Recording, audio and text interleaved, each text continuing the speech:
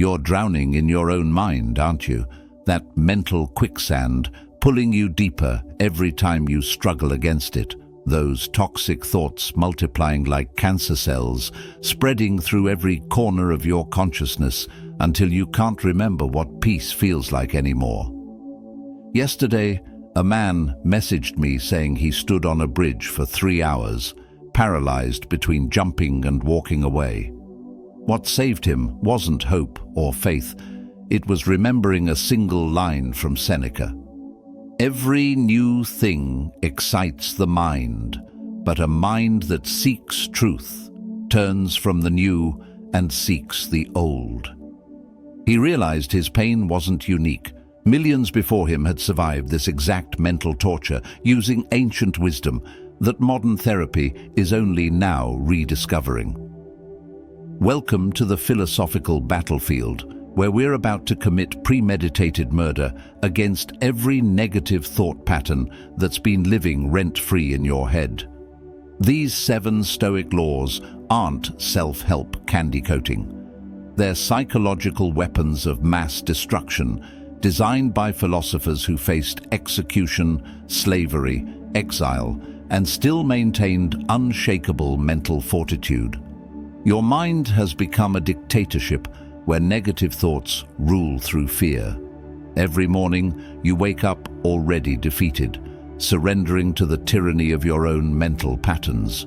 You've tried positive thinking. It bounced off like rubber bullets. You've tried distraction, but the thoughts always return with reinforcements. You've tried numbing, but the pain just waits patiently for you to sober up. The Stoics discovered something that modern neuroscience is only now proving.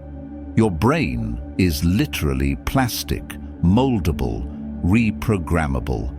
But here's what nobody tells you. Reprogramming requires violence.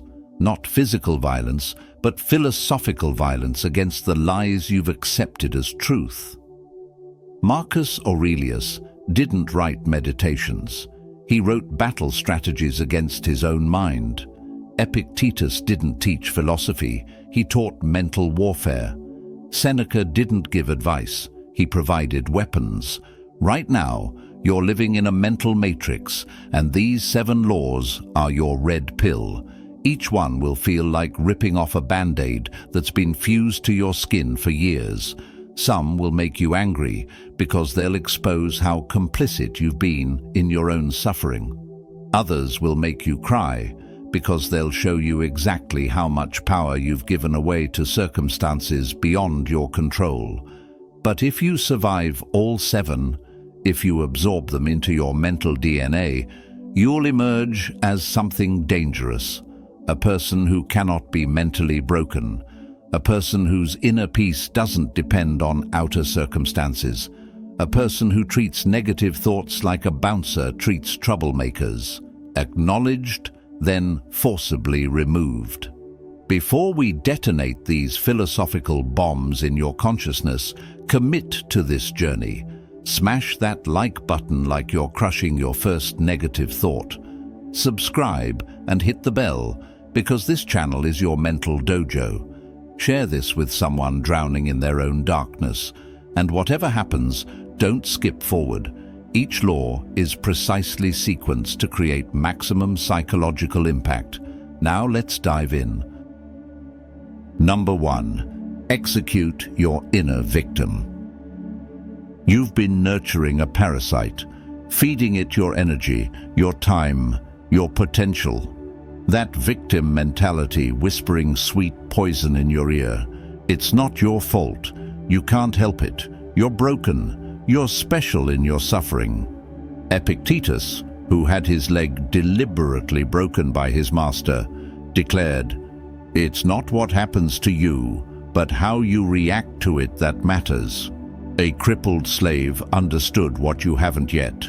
Victimhood is voluntary. The first brutal law demands you become an assassin of your own victim narrative.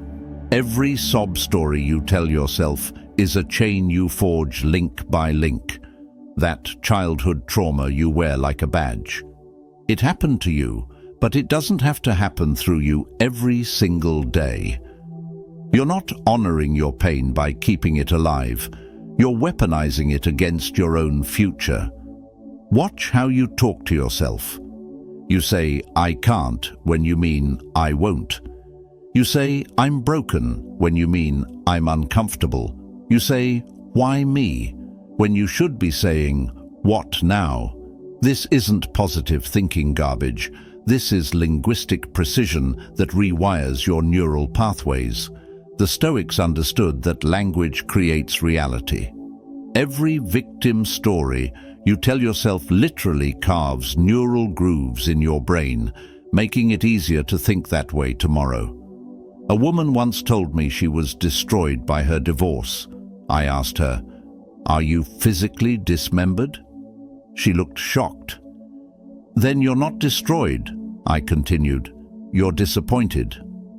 Words matter. Choose them like you're choosing weapons, because that's exactly what they are. She later said that single conversation shifted her entire recovery. The victim in you needs to die tonight. Not tomorrow, not after therapy, not when you feel ready. Tonight. Because every moment you let it live, it's murdering the warrior you were meant to become. The Stoics practiced premeditatio malorum, imagining loss, pain, death, not to become negative, but to realize they could survive anything. When you've already died 1,000 deaths in your mind, actual problems become inconveniences. Your circumstances might be genuinely horrific. Your pain might be absolutely valid.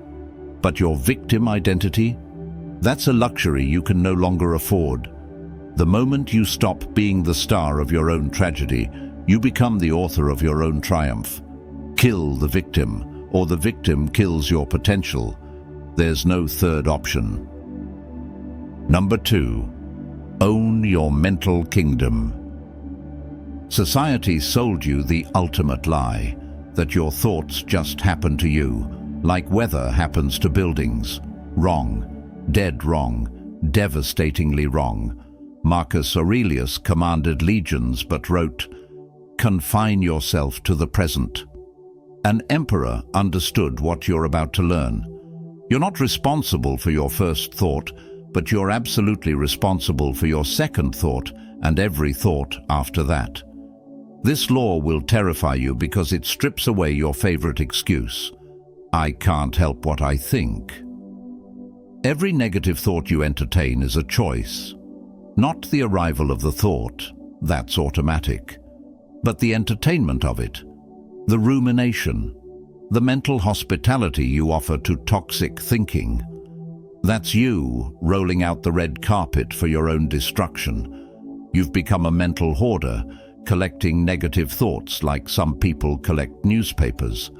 Your mind is cluttered with grievances from decades ago, anxieties about scenarios that will never happen, resentments toward people who don't even remember you exist. And you wonder why you're exhausted?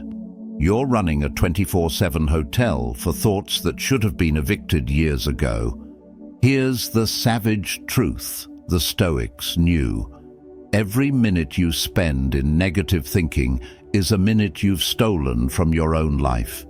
You're not just thinking negatively, you're actively choosing misery over meaning. You're voting for suffering in the democracy of your own mind. And the worst part, you've been rigging the election. A soldier back from war told me he couldn't stop reliving combat scenes. They just keep coming, he said. I asked, when they come, how long do you let them stay? He went quiet. Then he admitted, hours, sometimes all day. That's not PTSD attacking him. That's him choosing to remain on the battlefield long after the war ended. When he learned to take responsibility for the second thought, the third thought, the 100th thought, his recovery accelerated exponentially. The Stoics practiced discipline of desire, not suppressing thoughts but choosing which ones deserve cultivation. Your mind is prime real estate. Stop letting toxic thoughts live there rent-free. You wouldn't let someone dump garbage in your living room, yet you let thoughts dump poison in your consciousness all day long. From this moment forward, you're the border control of your own mind. Every thought must show papers. Every mental visitor must state its business. And if it doesn't serve your growth, your peace, or your purpose, deported immediately, without appeal. Number 3. Transform pain into power. Your pain is raw material waiting to be forged into something legendary, but you've been treating it like toxic waste, trying to bury it, hide it, pretend it doesn't exist. Seneca lost everything, wealth, status, eventually his life by forced suicide, yet wrote, "Difficulties strengthen the mind, as labor does the body." He didn't just endure suffering, he transmuted it into wisdom that survived 2 millennia. This third law demands you become an alchemist of agony. Every rejection that made you feel worthless, that's fuel. Every betrayal that shattered your trust, that's data. Every failure that crushed your spirit, that's education disguised as devastation. The Stoics understood that pain without purpose is torture, but pain with purpose is transformation. You've been bleeding out emotionally for years, letting your wounds drain your life force drop by drop. Meanwhile, warriors are using their scars as maps to guide others through darkness. Your depression isn't just depression, it's expertise in navigating the abyss. Your anxiety isn't just anxiety, it's hypersensitivity to danger that could save someone else.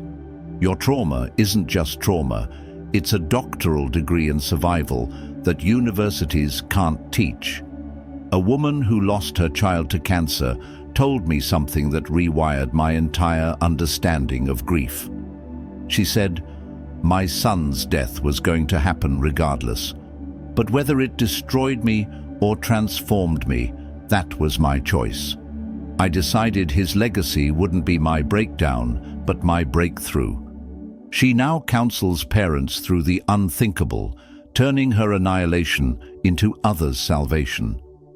The Stoics practiced obstacle as path, not going around difficulties but through them, absorbing their lessons like a sponge absorbs water. Your negative thoughts aren't enemies to be defeated.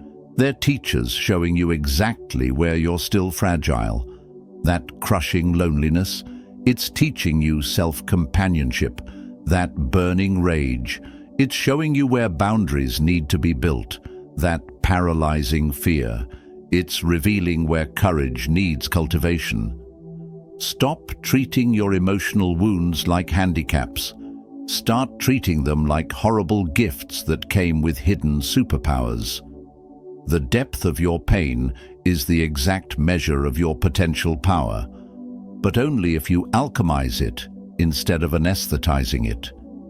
Every spiritual warrior throughout history was forged in flames they didn't choose but decided to use. Your suffering was not pointless. It was preparation. Now begins your transformation from victim of pain to professor of power. Number 4. Destroy past and future prisons. You're living everywhere except where life actually exists. Right here, right now. Your consciousness is scattered across decades like shrapnel from a mental explosion. Part of you is still bleeding in 2015. Part of you is already panicking about 2030. Meanwhile, 2024 is slipping through your fingers like sand you're too distracted to hold. Marcus Aurelius governed an empire while at war, yet wrote, "At every moment keep a sturdy mind on the task at hand, doing it with strict and simple dignity, affection, freedom, and justice, giving yourself a break from all other considerations." This fourth law is about committing temporal genocide, murdering the past and future versions of yourself that don't actually exist except as mental phantoms draining your present power. You're haunted by ghosts of who you were and terrorized by fantasies of who you might become, while the only real you, the present you, is suffocating from neglect. Your brain has become a time machine programmed for misery. You travel back to relive humiliations nobody else remembers. You fast forward to catastrophes that have a 0.01% chance of occurring. You're a mental time traveler, addicted to visiting the worst moments that were and the worst possibilities that might be.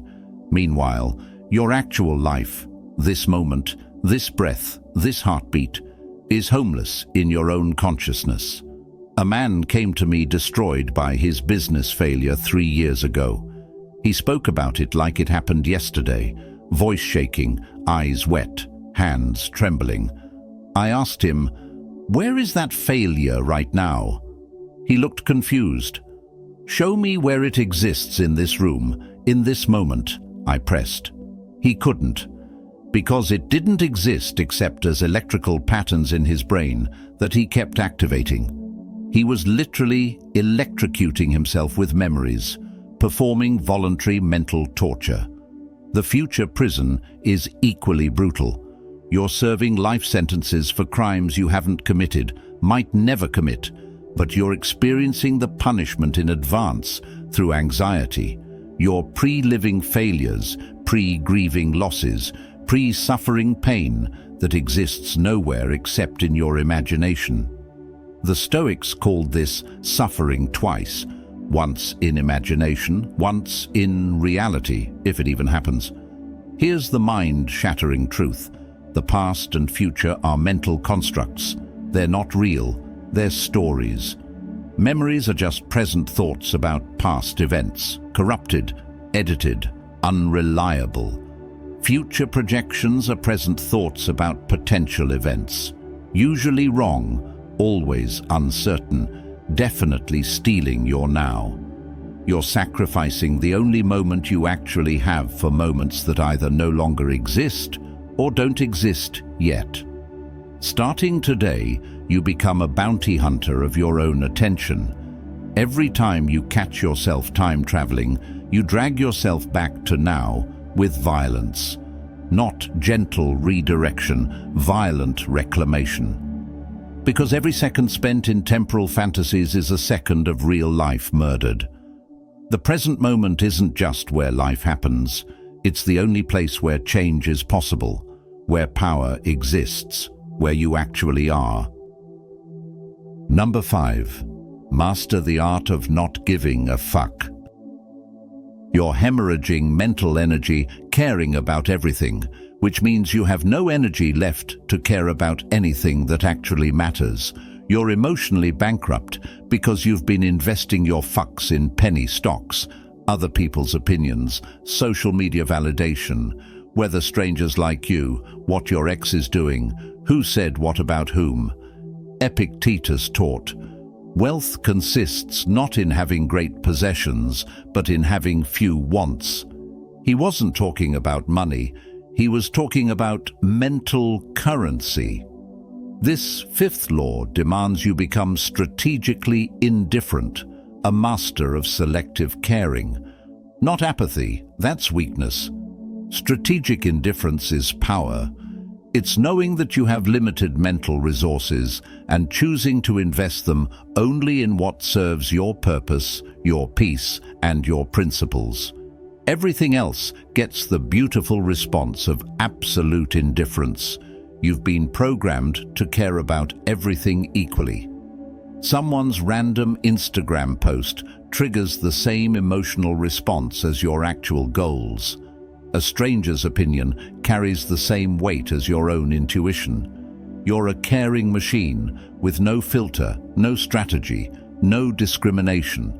You're literally caring yourself to death, one unnecessary emotional investment at a time. A CEO worth millions told me he almost lost everything, not to bad business but to caring about too much. I was tracking every competitor, every criticism, every market fluctuation, he said. I was so busy caring about everything that I stopped caring effectively about anything. My marriage was dying while I monitored stock prices. My health collapsed while I worried about quarterly reports. He learned strategic indifference the hard way, through a heart attack at 41. The Stoics divided everything into two categories: what's up to us and what's not up to us. Then, they did something radical. They stopped giving a single fuck about the second category, not out of callousness, but out of wisdom. They understood that caring about what you can't control isn't noble. It's stupid. It's like trying to change the weather by worrying about it. Here's your new allocation strategy. You get exactly 10 fucks per day. Not 11, not 9, 10. Use them wisely. Your health gets 1. Your purpose gets 1. Your loved ones get a few. Your growth gets some.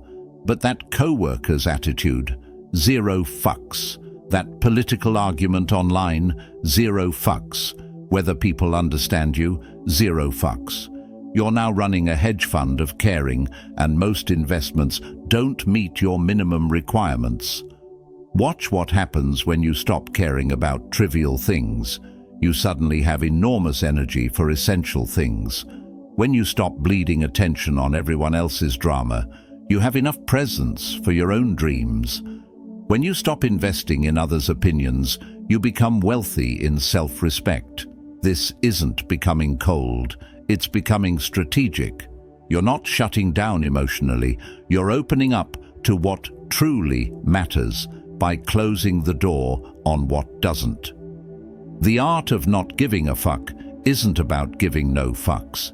It's about giving the right fucks to the right things for the right reasons. Number 6. Rehearse your own apocalypse. Every morning you should kill yourself, philosophically, completely, ruthlessly. The Stoics called it premeditatio malorum, the premeditation of evils. But they weren't pessimists. They were psychological warriors training for invincibility. Seneca advised, "What is quite unlooked for is more crushing in its effect, and unexpectedness adds to the weight of a disaster." This is a reason for ensuring that nothing ever takes us by surprise. This 6th law demands you become a disaster artist, painting worst-case scenarios with such detail that reality becomes boring by comparison. You've been ambushed by life because you refuse to look at what could go wrong.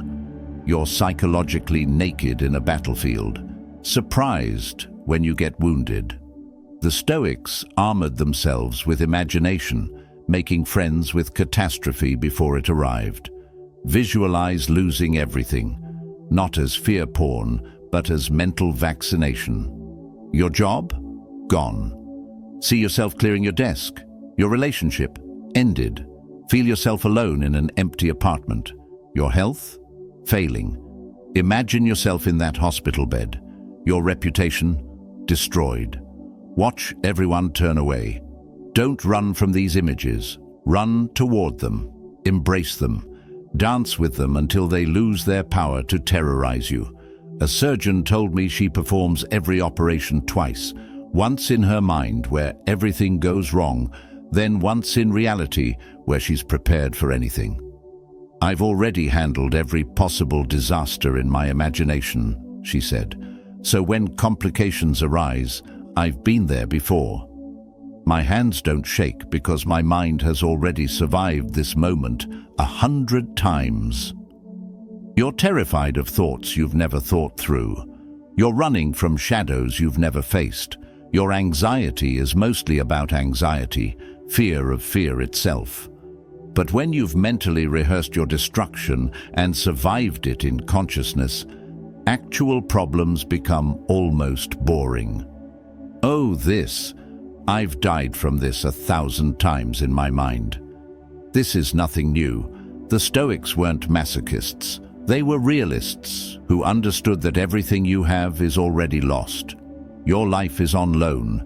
Your loved ones are temporary. Your possessions are just visiting.